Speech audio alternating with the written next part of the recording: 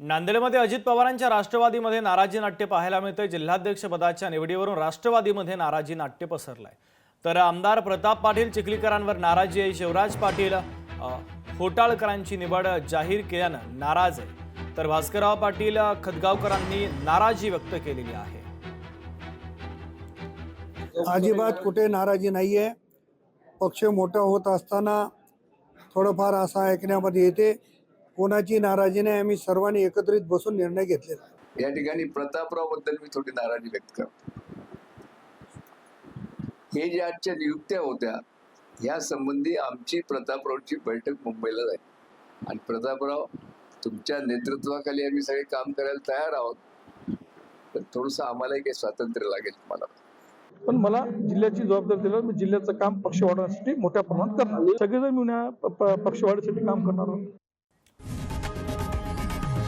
लोकशाही मराठी ऐका, पहा, जागरूक रहा।